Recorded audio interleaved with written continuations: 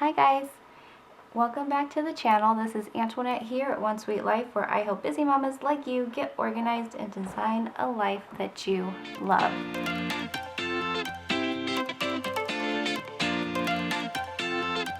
In this video, we are going to go over the expense tracker. I want to share with you today how I track our expenses, our bills, and charges that we make throughout the month on this tracker. And if you like this, I will link this below for you in the description box, or up in the corner over here. I never know where it is until I'm editing, but I will link this below if you want to grab it for yourself. The thing I love about this tracker is it combines so many different things into one sheet, and I will zoom in for you so you can get a better look at it. And so it's the beginning of the month, so we already have some expenses that have come out. I highlight the different categories that we spend on, and I got this idea from the Budget Mom, which I think is just an absolute incredible tip. It's just so you can visually see what categories lump together, because at the end of the sheet, the bottom of the sheet here, there is a space for you to add up all the different categories that you're spending on, so it's easy to keep track of at the end of the month. So let's walk through it really quick. But each month has its own like header. You write here what your starting balance is, so what is transferring over from the last month. A column for the date of your charges or whatever, and I just write the one date, and anything underneath it is the same date, and then whenever it's a new day, then that gets a new date. I don't want to write it like over and over again. It's just too much extra-ness, if you know what I mean. And so the next three columns here are pretty fun, and this allows me to take into account different kind of transactions within one tracker. So we pay by check a lot. For some things we pay with a credit card, or we pay with our debit card, and I like to know on here what I'm paying with what. So if I write a check, I will check that box and then write the check number right next to it in these two, with the transaction, what category it falls under, how much we spent, and then, you know, the running balance. If it's a credit card, I will do the credit card with that payee, the category, you know, the withdrawal, and then the ending balance. And same with our debit card. But if something is automatically taken out of our account, I don't need to check any of that because it's just automatically taken out. This is just so I can keep track of what we're spending, you know, with a card or a check. So next, you know, is the transaction, the category, the withdrawal or deposit, and then the running balance in the account. So finally, what you're going to do at the end of one page, you're going to add up everything that is to be budgeted right here in your withdrawal column, and then all your income in your deposit column. And what you want to do is at the end of the page, add up all these budget numbers and make sure this number equals this number.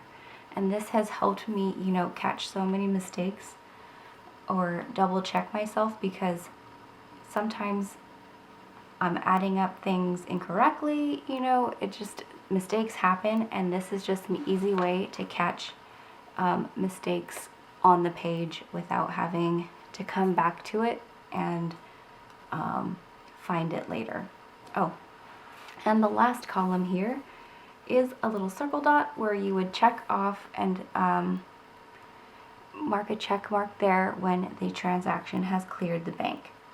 So it's just different little things to keep track of all your transactions that you're making on a daily basis.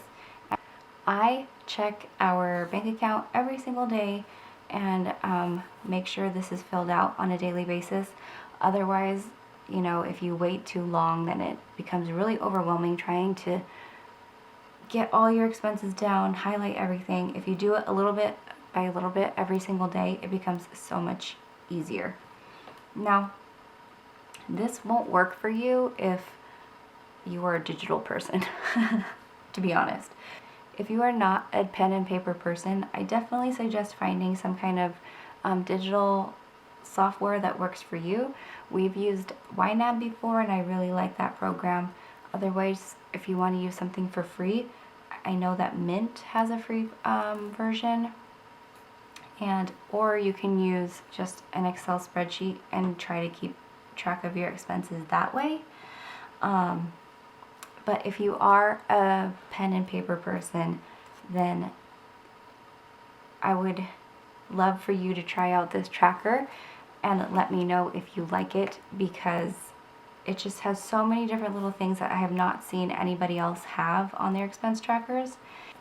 And that's why I made my own. It's because we have so many different little things that I wanted to keep track of all on one piece of paper.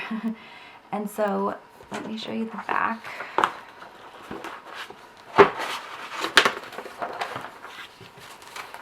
And it just looks like this. So it's just a running tally. It just doesn't have that monthly header right here. I mean, when you download the files, you'll get one page like this for each month, so January through December, and then one copy of this sheet. So you can choose to, you know, do it front and back like this, like I have, or print this front and back if you want to, or just on one page. You don't even have to go on the back side if you don't want to, but I like using up all the paper. So not only do transactions get written down on the expense sheet, but they also get written down on my trackers, so I know in what category I have what is left in each category. I'm trying to stay on top of all the money that's going in and out of categories and accounts as best I can. And it's a lot easier, you know, when you do have the cash envelopes, because then not only is there, these are like my old ones that I haven't taken out yet, but not only do you have like the running balance here, but you also can look inside and see exactly how much money you have left. And it's harder, you know, with these, because you do have to rely on what you've written here, so hopefully you're keeping track on a consistent basis. But that is why I do this every day. It's to make sure that I am on top of everything and all the information that I have listed here is accurate. So I would love to know how you keep track of your expenses. Are you a paper person or are you more digital? And let me know why you chose to go the route that you did. I'm always eager to learn new tips and tricks. So I hope that you enjoyed this video. Give it a thumbs up if you did enjoy it, and always don't forget to subscribe, and I will see you in the next video. Bye!